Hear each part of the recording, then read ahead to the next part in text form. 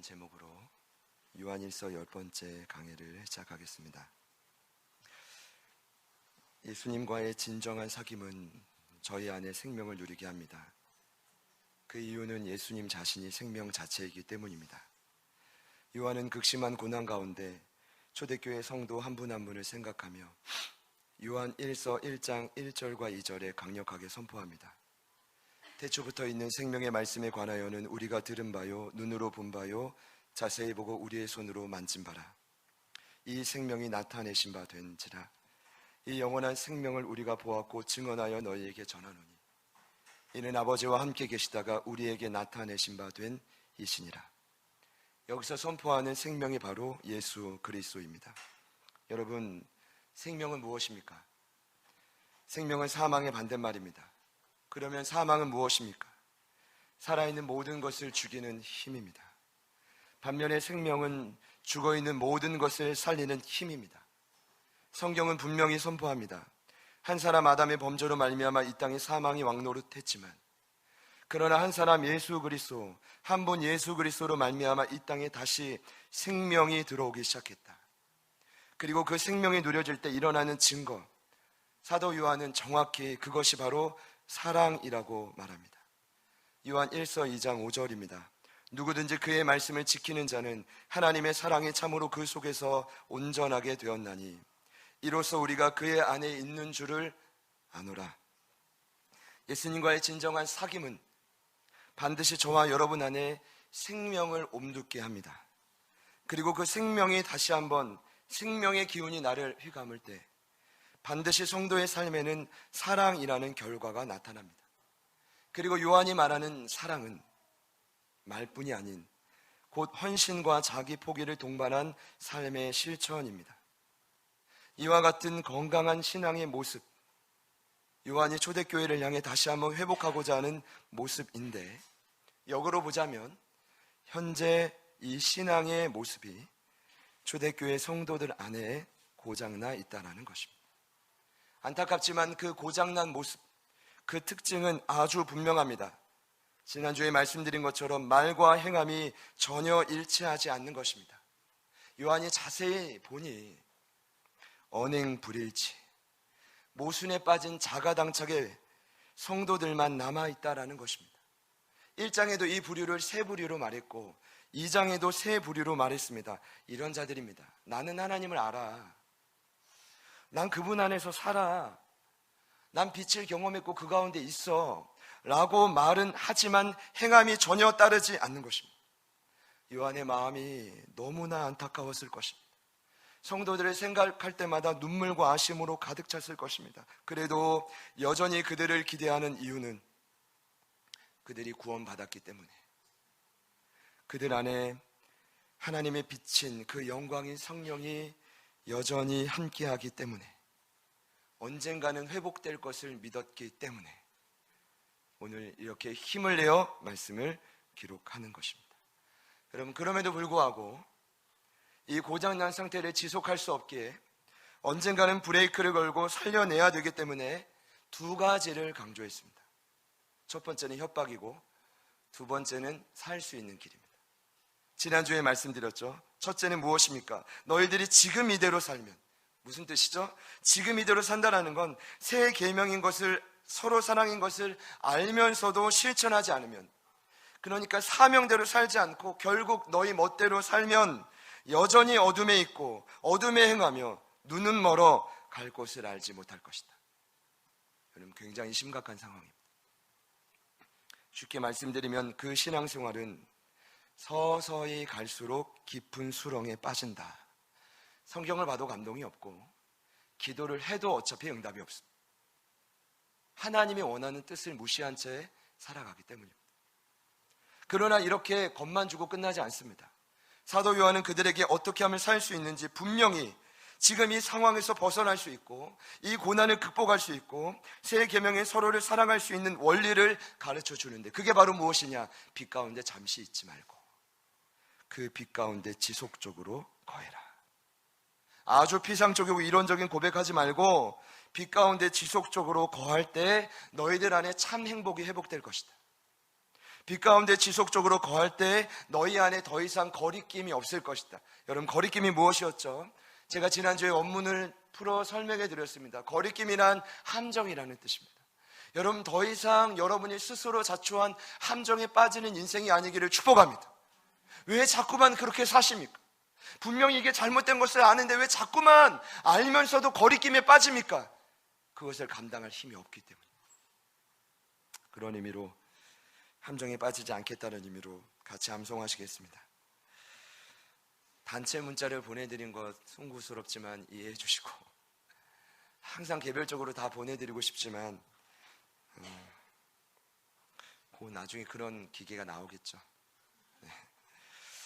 자, 같이 암송하시겠습니다. 2장 10절.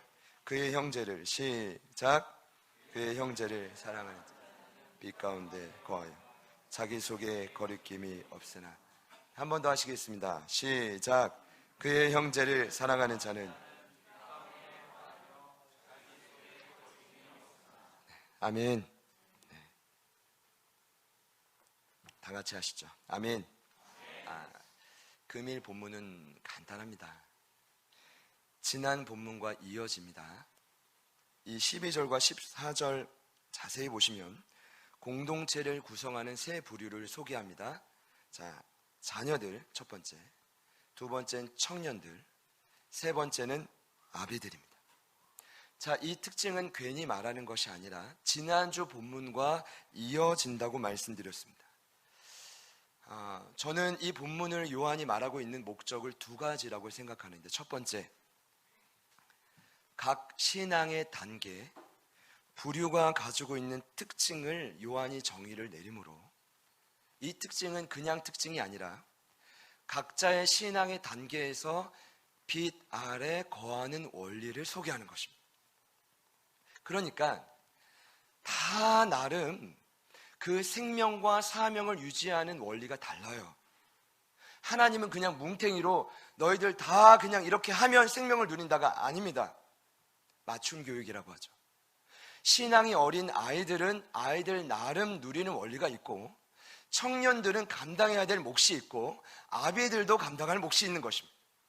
그 몫을 감당하지 않으면 생명을 누릴 수 없다는 것이죠. 그러니까 이 고민을 오늘 하고 오시는 게 자연스러운 겁니다. 지난주에 말씀을 들으셨다면 또 주중에 기대하는 마음으로 목사님의 3분 메시지, 그리고 이 설교 영상을 카페에서나 유튜브에서나 보신 분들이 있다면 한 번은 고민해 보셨을 것입니다. 어떻게 하면 빛 가운데 거할까? 저도 고민했거든요. 기도하면 되는가?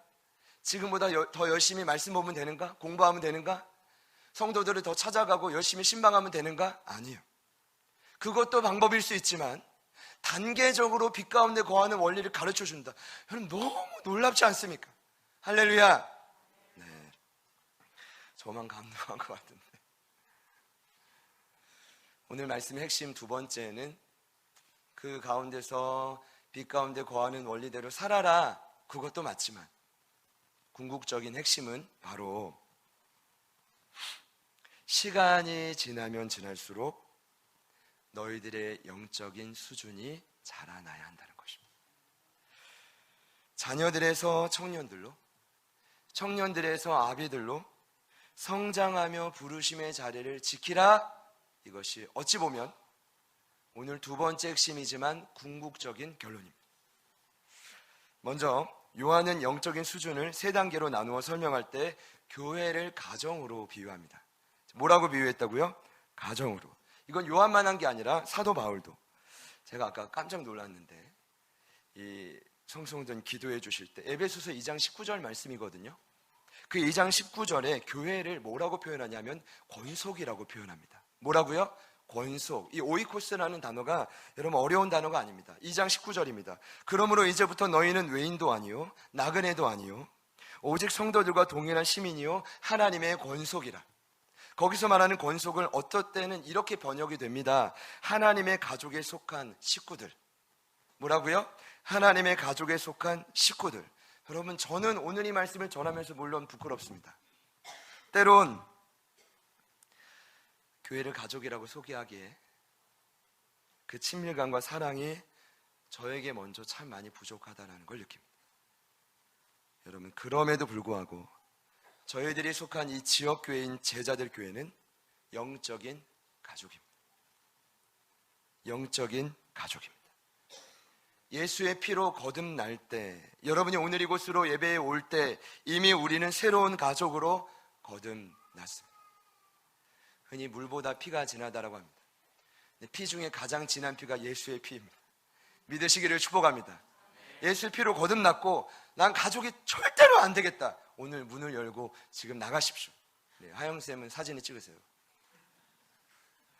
옆에 있는 분들께 이렇게 한번 축복합시다. 알고 보니, 눈을 뜨고 보니 당신이 제 가족이었군요. 그러니까 지금 진짜 가족도 있고 예수의 피로 더 진한 가족이 된 분도 있습니다. 선포합니다. 저희들은 가족입니다. 자, 가족은 항상 속한 식구들마다 역할이 다양하죠. 자, 어떤 식구들은 아비들의 역할을 감당합니다. 또 어떤 식구들은 갓 태어난 아이들처럼 부모만 보고 반드시 어쨌든 다른 성도의 돌봄이 필요합니다. 그런가 하면 어떤 식구들은 청년들처럼 활동이 왕성합니다.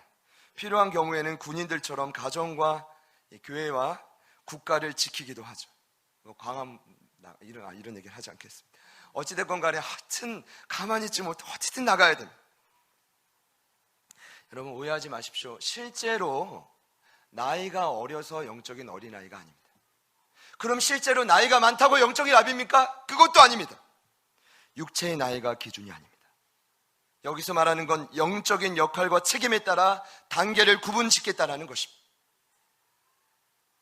중요한 것은 아이, 청년, 아비에 해당하는 영적인 수준에 따라 빛 가운데 거하는 원리가 다르다라는 것입니다.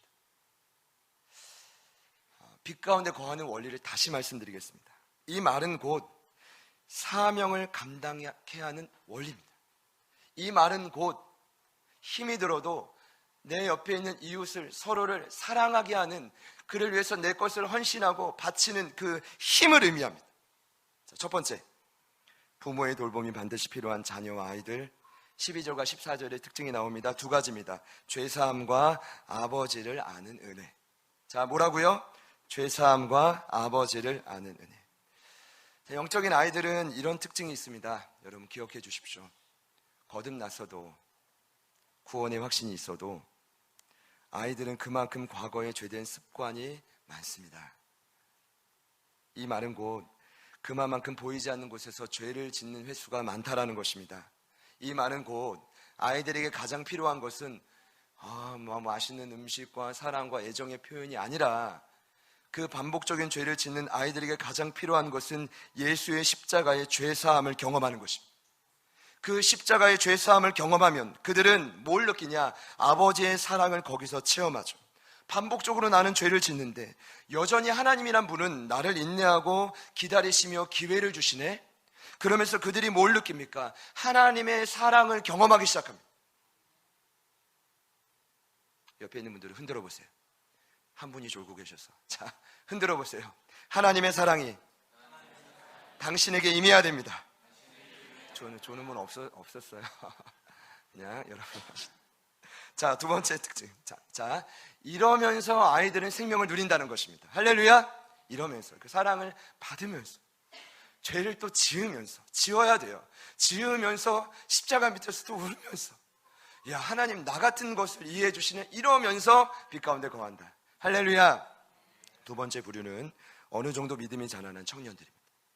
13절과 4절에 이들의 특징을 이렇게 말합니다. 하나님의 말씀이 그들 안에 거하며 흉악한 자와 싸워 이기는 자리를 지킬 때만이 너희들은 생명을 누린다. 여러분, 청년의 특징이 무엇입니까? 쉽게 말씀드리면 아주 부단하게, 아주 꾸준하게 말씀을 묵상하는 자들입니다. 저는 이것이 지켜질 때까지 외칠 겁니다. 왜냐? 그것이 안 되면 영적인 성장이 없습니다. 그것이 저 끝이 아니라 그들은 부단한 말씀 묵상을 통해 영적 전투를 하는 자들입니다. 영적 전투가 무엇입니까? 보이지 않는 세력과 싸우는 것입니다. 어떻게 싸우죠? 기도함으로, 찬양함으로, 내게 주신 말씀을 선포함으로, 여러분 이것이 기본입니다만 영적 전투는 가장 필요한 게 바로, 같이 한번 따라합시다, 믿음. 왜냐? 보이지 않는 세력과 싸워야 되니까. 어떨 때는 싸우다가 내가 뭐 하는 거지 이런 착각이 들어요. 그러니까 믿음이 필요한 거죠. 믿음으로 보이지 않는 사단과 그의 수하들의 정체를 드러내는 자들, 드러나면 이기는 것입니다. 같이 한번 따라합시다. 드러나면 승리하는 것입니다. 이 두 가지 원리를, 묵상하고 싸우는 원리를 포기하지 않고 지속하면 청년의 단계에 있는 분들은 빛 가운데 거한다. 할렐루야. 혹시 이 자리에 청년의 단계에 있는 분들이 있다면 다시 한번 힘을 내십시오. 원칙을 벗어난 신앙은 절대로 건강하지 못하고. 마지막 세 번째, 청년의 시기를 지난 아비들, 13절과 4절에 있는데 이들의 특징은 한 가지입니다. 태초부터 계신 이를 아는 자들. 여러분, 태초부터 계신 이가 누굽니까? 하나님이십니다. 설명드릴게요. 아이들이 아버지를 아는 것과 아이들이 하나님의 사랑을 경험하는 것과, 여기 지금 아비들의 단계에 있는 성도들이 하나님을 경험하는 것과는 다릅니다. 똑같이 아버지를 안다고 해서 같은 게 아니라, 아이들은 하나님의 사랑을 공급받는 처지고 아비들은 하나님의 사랑을 누림으로 공급하는 처지입니다. 이해가 되시죠? 왜 그러냐 하면 이런 이유입니다. 아비들은 청년의 시기를 지났기 때문에 수많은 영적인 전투를 싸웠단 말이에요.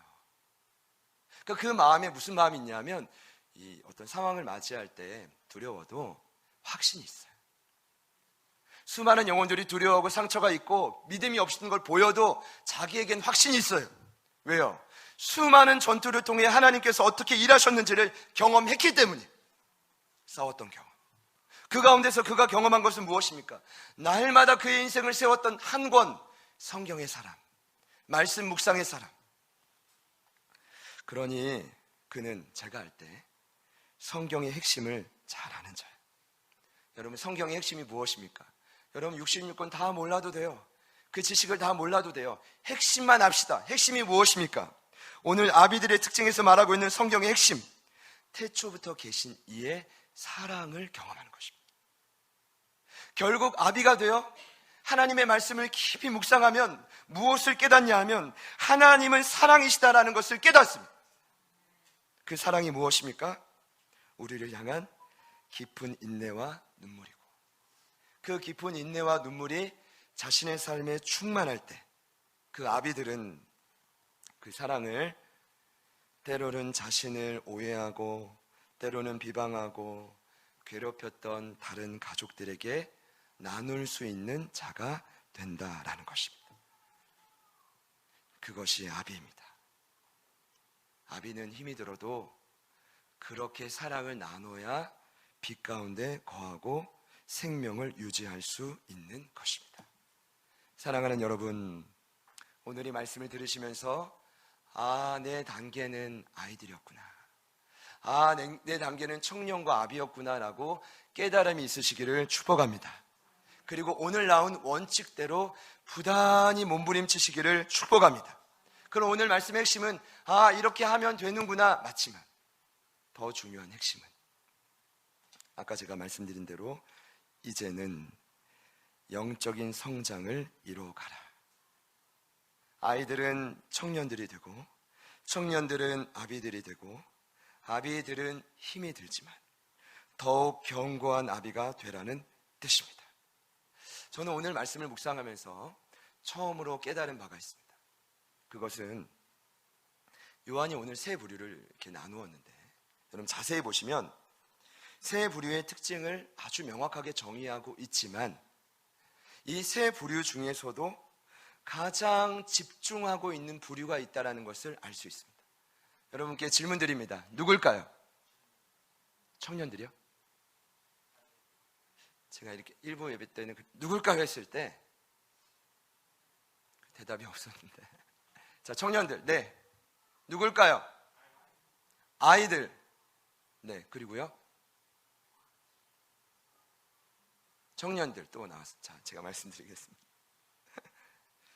제가 지금 드리는 말씀은 일단 제가 묵상하고 나누는 거니까 이걸 가지고 뭐 주석을 찾고 해서 저를 곤란하게 하지 않으셨으면 좋겠습니다. 제가 나름 그냥 느낌으로 이렇다라는 게 아니라 나름 근거가 있습니다. 여러분, 오늘 말씀을 자세히 보시면 세 부류를 각각 2번씩 요한이 부릅니다. 자녀들도 2번, 청년들도 2번, 아비들도 2번. 12절부터 14절에 2번씩 나오는데 유독히 같은 의미를 다른 표현으로 표현한 한 부류가 있습니다. 누굴까요? 아이들입니다. 12절에는 그들을 뭐라고 했냐면 자녀들이라고 했고 14절에는 그들을 뭐라고 했냐면 아이들이라고 했습니다. 제가 생각할 때는 왜 그랬냐, 나중에 요한을 만나봐야 되지만 이것은 성경의 원칙으로 볼 때 강조하는 것입니다. 왜 강조하죠? 요한이 지금 이 글을 쓰면서 성도 개개인을 다 묵상하고 중보하겠지만 가장 염두하고 생각하는 것은 누굴까요? 아이들입니다. 왜냐? 아비들은 어쨌든 그 공동체의 극소수, 청년들도 소수. 그럼 그 공동체의 대다수를 구성하고 있던 자들은 누굴까요? 아이들입니다. 어린 자녀들. 12절에 같이 한번 따라 합시다. 자녀들아. 원뜻을 보니까 헬라어로 테크니아라고 되어 있습니다. 어떤 뜻이냐 하면 부모의 세밀한 돌봄이 필요한 갓 태어난 아이들. 무슨 아이디요? 갓 태어난 아이들. 자, 14절에 아이들하는 헬라 원문 보니까 파이디아라고 되어 있습니다. 어떤 뜻이냐 하면 어린 영혼들의 미성숙함을 뜻합니다. 어떤 의미인지 아시겠죠? 그러니까 이런 거예요. 아이들을 회복시키긴 해야 되는데 지금 요한이 아주 조심스럽게 말하고 있는 겁니다. 예를 들어 제가 우리 아름 청년한테 예를 들어 정말 애입니다만, 야 진짜 이렇게 살래? 이제는 좀 변화돼야 되지 않겠냐, 이제는 좀 말씀 묵상해야 되지 않겠냐, 이 말을 제가 직접 한다면 다음 주부터 아름 씨의 찬양을 들을 수 없을 겁니다. 이거 우리는 자존심을 건든다고 해요. 여러분 절대로 그렇게 해서 안 됩니다. 제가 오늘 보면서 또 느끼는 건 요한이 정말 대단해요. 첫 번째는 따뜻하게 자녀들아, 그 다음 뭐예요? 아이들아. 이 말의 원뜻은 뭐예요? 이 아주 미성숙하고 어린 영혼들아, 이런 뜻입니다. 그리고 편지니까 가능한 거죠. 한글로 보면 동일한 뜻인데 원문을 보면 서로 다른 단어를 사용하므로 아주 영적으로 미성숙하고 연약한 그 어린 아이들, 성도들을 향해 지금 그의 마음을 전달하고 있는 것입니다. 그리고 그 아이들을 향한 그의 바람은 한 가지입니다. 한 가지. 뭘까요? 야, 이제는 외부의 지속적인 핍박과 환난 때문에 더 이상 교회와 주변을 원망하거나 불평하는 말을 좀 하지 말아라. 한 번 더요. 이제는 외부의 지속적인 핍박과 환난 때문에 더 이상 교회와 주변을 원망하고 불평하는 말을 하지 말아라. 여러분 이것이 어린아이의 특징이거든요. 제 말이 아니라 고린도전서 3장을 보면 사도 바울이 어린아이의 특징을 한마디로 뭐라고 했냐, 말로써 시기와 분쟁을 일으키는 자. 여러분 이 말 한마디가 사람을 살리고 죽일 수 있다는 걸 왜 모르십니까? 죄송해요. 아이고, 하지 말아야 될 말을 왜 자꾸 할까요? 습관이 아직 너무 많이 있어서 그래요. 그 상처가 있어서 그래요. 불안하니까 자꾸 말을 하는 거죠. 여러분 시기와 분쟁의 원뜻은 옷을 찢어버리는 겁니다. 그러니까 공동체를 분열시키는 건 외부의 핍박과 환난이 아니라 영적인 아이들이 가능성이 크다라는 것입니다. 오늘 요한은 말합니다. 이것이 어린아이의 특징이니 너희들은 더 이상 그 행동을 멈추고 청년들과 같이 성장해라. 여러분 왜 청년들이냐? 아비가 아니고. 여러분 생각해 보세요. 어느 날 갓난아기들이 내가 갓난아기들 키운다고 데려와 애들 키울 수 있습니까? 아니, 그렇지 못해요. 그럼 자기도 죽고 그 사람도 죽이는 겁니다. 지금 요한이 아이들에게 원하는 신앙의 목적은 누굴까요? 청년들입니다. 당시 극소수였던 아비가 아니라, 다시 말씀드리죠, 소수였던 청년들이 아니라 오늘 아이들에게 성장하고자 하는 목적지는 누구냐? 청년들이. 믿으시기를 축복합니다. 옆에 있는 분들께 축복합시다. 당신도 성장할 때가 왔습니다. 한 번 더요. 진짜로 변화될 때가 왔습니다. 물론 아이들 같이 공급받고 사랑받는 게 몸은 제일 편합니다. 그러나 제가 확신하건대 시간이 지나면 더 이상 빛 가운데 거할 수 없습니다. 그 행동이 반복되고 지속되면 더 이상 그 영혼의 마음에는 참된 행복과 평안이 없습니다. 그럼 마지막 결론으로 말씀드리겠습니다. 닮아가야 될 청년의 특징은 정확히 말씀드리면 두 가지입니다. 첫 번째, 오늘 요한은 말합니다. 너희가 강하고. 두 번째, 죄송합니다. 하나님의 말씀이 너희 안에 거하며 흉악한 자를 이긴다. 같이 따라합시다. 강하라. 죄송합니다. 강하라. 자, 한번 더 합시다. 강하다. 네. 강하다라는 뜻은 육체의 강인함을 뜻하지 않습니다. 물론 육체 연습도 필요하지만 여기서 강해라라는 말은 영적인 강인함을 뜻합니다. 그리고 제가 오늘 이 시간을 빌어러 영적인 강인함은 무엇인지 정확히 말씀드리겠습니다. 성경은 영적인 강인함을 이렇게 말합니다. 어떤 사건에 대해 두려움이 담대함으로 변화되는 것입니다. 두려움이 담대함으로 변화되는 것입니다. 자세히 보면 우리가 어떤 사건을 마주할 때 이것이 하나님이 명령하신 사명이라고 말할 때 그 일을 감당하지 못하고 뒤로 주춤하고 숨는 이유는 두려움 때문입니다. 그러나 너희가 강해라라는 말은, 영적으로 강해라라는 말은 더 이상 그 두려움 때문에 위축되지 말고 담대한 상태로 변화되라는 뜻입니다. 그리고 그 이유는 두 번째 특징에서 나옵니다. 그 담대함은 어떨 때 가능합니까? 결정적인 위기의 순간마다 하나님의 말씀을 가까이 할 때 가능합니다. 하나님의 말씀을 가까이 할 때 그것은 지속되고 더 커져만 갑니다. 예를 든다면 성경에 너무 많은 예가 있는데 제가 너무 많은 예를 그 감동을 주셔서 몇 가지만 기록했습니다. 하나님은 결정적인 위기의 순간 이사야라는 하나님의 사람을 통해 이스라엘 백성들을 다시금 사명자로 세우기 위해 말씀하셨습니다. 이런 말씀이죠. 두려워하지 말라. 내가 너와 함께함이라. 놀라지 말라. 나는 내 하나님이 됨이라. 내가 너를 굳세게 하리라. 참으로 너를 도와주리라. 참으로 나의 의로운 오른손으로 너를 붙들리라. 믿으시기 원하시는 분들만 아멘. 네. 두 번째는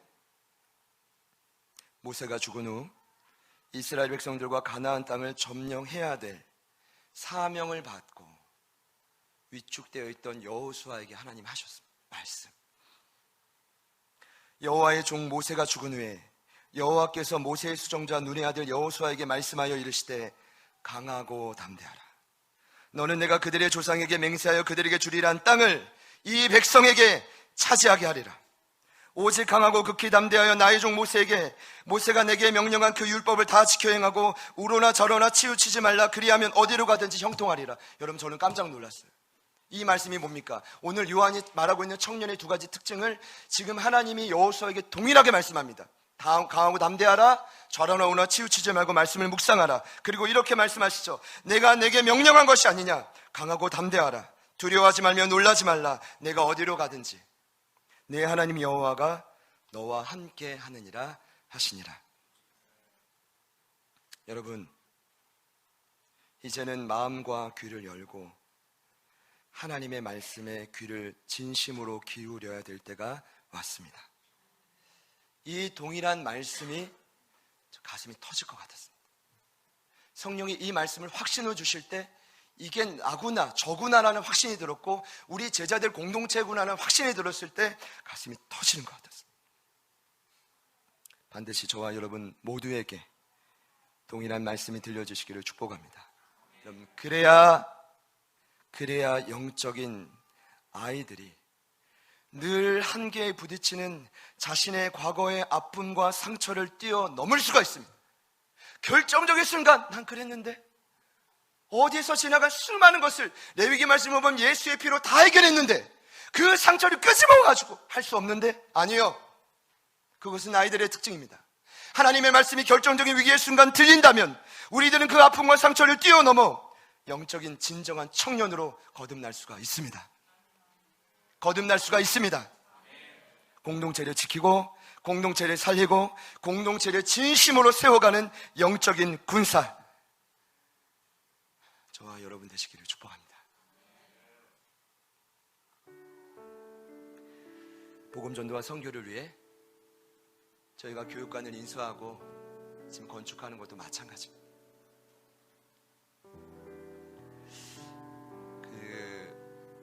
사장님께 처음 응답이 왔을 때, 또 일부 예배 때 또 우리 또 사장님 와이프인 연정 성도님 또 오셨어요. 한참 울다 가셨는데 계시지만 말씀드렸어요. 제가 사장님께 처음 연락 왔을 때 제 마음이 사실 두려웠어요. 왜 두려웠냐? 제 상태를 보니까 두렵고, 부끄럽지만 저희 지금 같이 가는 팀을 보니까 감당할 수 있을까? 그리고 성도들을 생각했을 때 다른 게 아니라 너무 힘들고 어렵고 벅차고 어떤 한계에 부딪힌 상황을 눈으로 직접 보이는 거니까 이거 안 될 텐데, 그때 하나님이 저에게 말씀을 통해 확신해 주셨어요. 그 말씀이 어떤 말씀이냐 면, 일전에도 말씀드렸지만 7월 달에 묵상하다가 시편 115편을 묵상했잖아요. 스룹바벨을 통해 2차 성전을 짓는 장면. 보통 저는요, 이제 송구스럽지만 들어주세요. 매일매일 빠지지 않고 묵상을 하기 때문에 전날이나 이틀 전 묵상한 건 잊어버려요. 왜냐면 그날 주신 계명이 중요하니까, 거기에 목숨 바쳐 따라가야 되니까. 할렐루야. 근데 그 말씀이 잊혀지지 않는 거예요. 그래서 얼마나 가는 곳곳마다 선포했는지 몰라요. 이런 말씀이었죠. 이스라엘아, 여호와를 의지하라. 그는 너희의 도움이시오 너희의 방패시로다. 아론의 집이여, 여호와를 의지하라. 그는 너희의 도움이시오 너희의 방패시로다. 여호와를 경외하는 자들아, 너희는 여호와를 의지해라. 그는 너희의 도움이시오 너희의 방패시로다. 이 말씀이 계속 생각이 나는 거예요. 마치 그 수천 년 전에 이 말씀, 시편 말씀을 묵상하고 선포하면서 두려움 가운데서도 황무지 가운데 성전을 세웠던 그 백성들처럼 제 마음에 계속 이 말씀이 생각이 나는 거예요. 그러니까 두려움이 사라져요. 할렐루야.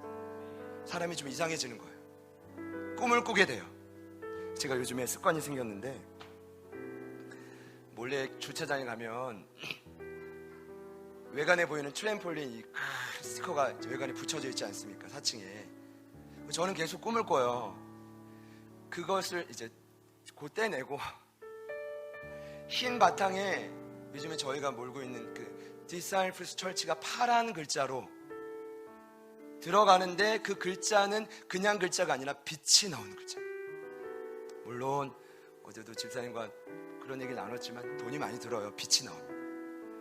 그러나 모든 간판은 빛이 나온다.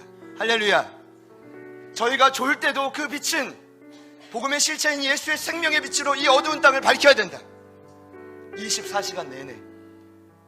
그리고 옆에 그 센수학, 현수막 위쪽으로 허락을 맡았습니다. 그 끝까지 쫙 올려서 드디어 선한 목자 예수님 그림을 붙일 것이다. 선한 목자 교회를 따라하는 겁니다. 유기서 목사님을 존경하니까요. 그렇게 성장하는 거죠. 근데 여러분, 처음엔 두려웠는데 계속 선포하고 보고, 선포하고 보고, 그리고 현장을 보니까 이번 주에도 놀라운 표적들이 일어났지만, 할렐루야, 하나님이 보증 후 외에 외관에 마음껏 빛을 비출 수 있는 인테리어까지 책임지실 것이다. 하나님이 하실 것입니다. 이번에 계약을 하고 그 카페에 글을 올렸더니, 교육자방에 따로 올렸더니, 우리 또 나라의 간사님 이런 댓글을, 목사님 욕심으로 구한 것이 아니기 때문에 반드시 응답하실 거라고. 여러분 아멘 하시죠? 얼마나 위로가 됐는지 몰라요. 맞다. 내가 이것을 구하고 진행하는 모든 과정 속에 저 욕심 없어요. 한 가지 바람은 주님 오실 날이 얼마 남지 않았기 때문에 조금이라도 이 어두운 땅을 비췄어요. 이 지역의 수많은 어린 영혼들을 구원했어요. 그 부모님들의 주께로 돌아오고, 이 자리가 차고 넘치는 게 목적이 아니라 하나님의 영광을 이 땅에 비추는 것이죠. 그것이라면 하나님이 반드시 약속을 이루실 것입니다. 돕는 자의 손길을 저희 안에뿐 아니라 외부에서도 지속적으로 보내실 것입니다. 이것이 하나님의 역사예요. 사랑하는 제자들 교회 가족 여러분, 언젠가는 우리의 신앙이 어린아이를 뛰어넘어 청년으로 성장해야 됩니다. 저에게 그 시기가 언제냐고 물으신다면 저는 지금이 바로 그 시기라고 믿습니다. 지금 내가 처한 상황이 나의 기대와 소망과는 다르게 흘러갈지라도 오늘 요한을 통한 간곡한 외침이 저와 여러분을 성숙한 영적인 청년들로 일으키실 줄 믿습니다. 꿈을 꾸십시오. 강하고 담대하십시오. 하나님의 약속은 반드시 이루어질 것입니다. 사장님이 계약을 하는데 보증금은 10월달까지 해야 되고 더 미뤄줄 수 있다. 제가 뭐라고 했는지 알아요? 아니요, 14일날 잔금 드릴 겁니다. 그리고 제가 기도 부탁을 했어요. 그걸 넘치도록 우리 가운데 하나님 표적을 보여달라고. 할렐루야, 할렐루야. 말씀에 일거하여 순종으로 이 시간 나아갑시다. 우리 이 시간 옆에 있는 분들께 마지막으로 축복합시다. 이제는 한 번 더요. 이제는 성장합시다. 한 번 더 축복합시다. 이제는 진짜로 성장합시다. 한 번 더 선포합시다. 강하고 담대하라. 오늘 이 말씀에 의거하여 순종할 때 여러분 눈앞에, 제 눈앞에 있는 큰 산은 평지가 될 것입니다. 그리고 사막에는 강이 일어나는 표적이 보여지게 될 것입니다. 우리는 순종만 하면 됩니다. 결단하는 마음으로 같이 한번 찬양합시다.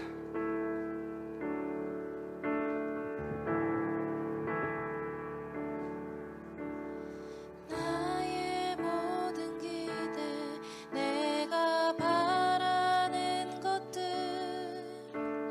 삶의 모든 소망 무너져 갈 때 나의 힘으로는 일어설 수 없음을, 내 영혼 눈물로 주께 간구할 때 보이지 않아도 들리지 않아도 내 앞길 인도하실 주만 의지해 날 부르시네. 날 일으켜 세우네. 주님은 나의 하나님.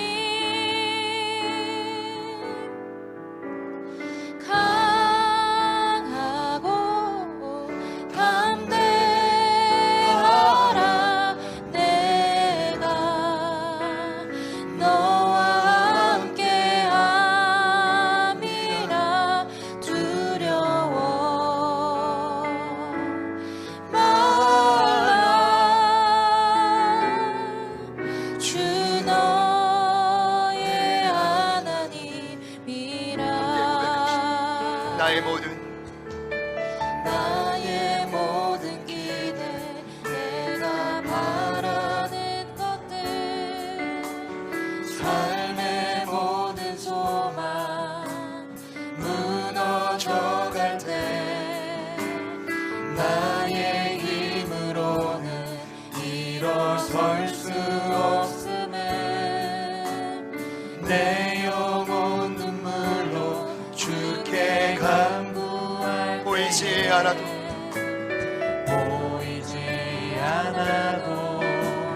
들리지 않아도 내 앞길 인도하실 주만 의지해 날 부르시네. 날 일으켜 세우네. 주님은 나의 하나님.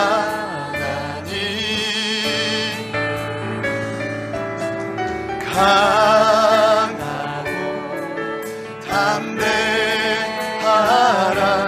내가 너와 함께함이라.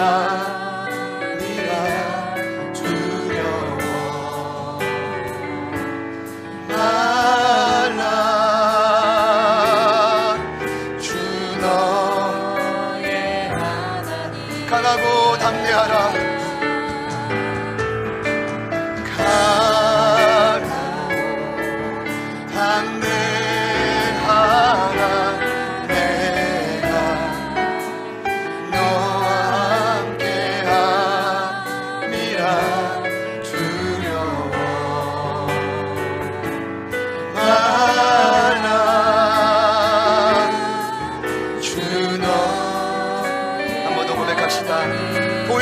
않아도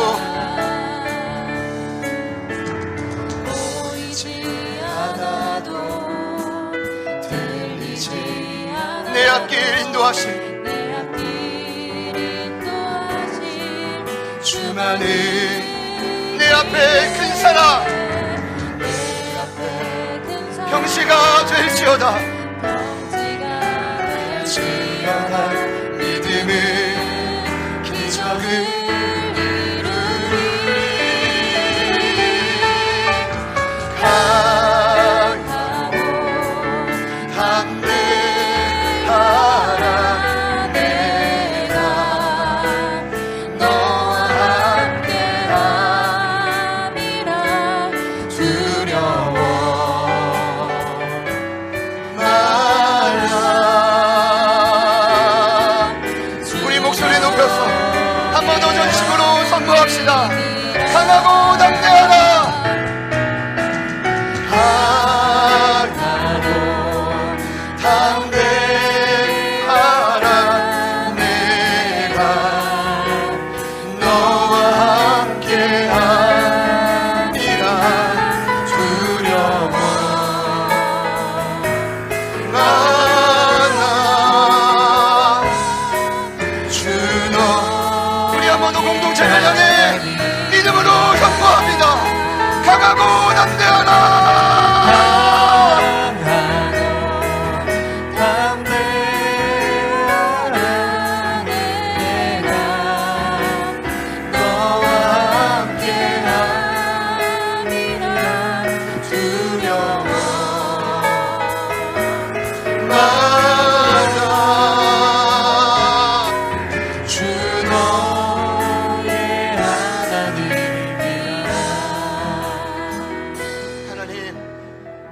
최근 1년의 사건을 보며 그저 영적인 아이로 주저앉고 싶었습니다. 그러나 오늘 말씀을 보며 결정적인 순간 이 부족한 종과 공동체를 향해 주님께서 이 말씀을 허락하셨음을 믿습니다. 영적인 어린아이로 더 이상 주저앉지 않게 하여 주십시오.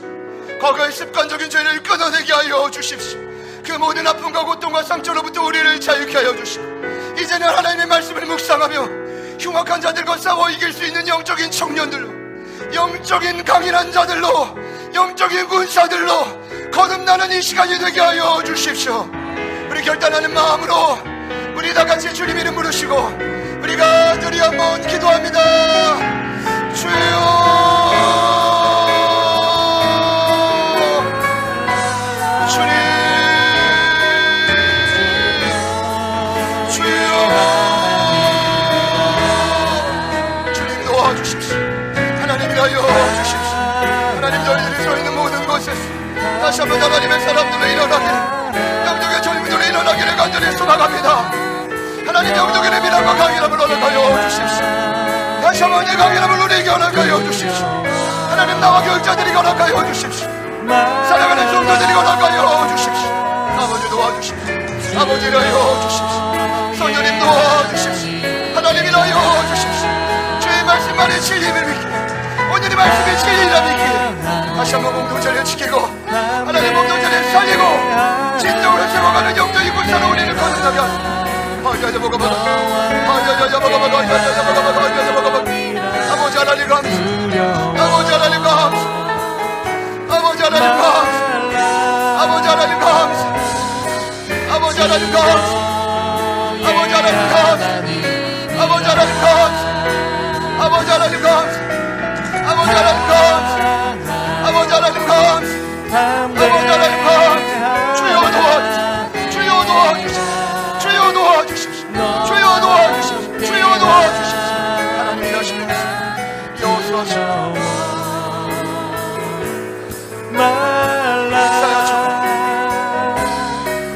히스기야처럼 스가랴처럼 성문이 하나님의 나라를 세워갈 수 있도록 하나님 우리를 사용하여 주십시오. 아버지 우리를 사용하여 주십시오. 하나님 감사합니다. 감사합니다. 아버지 도와주십시오. 아버지 도와주십시오. 아버지 도와주십시오. 아버지 도와주십시오. 두려워 말라. 주 너의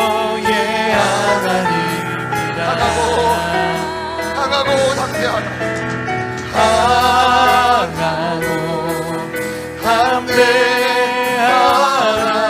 내가 너와 함께함이라. 두려워 말라. 주 너의 하나님이라.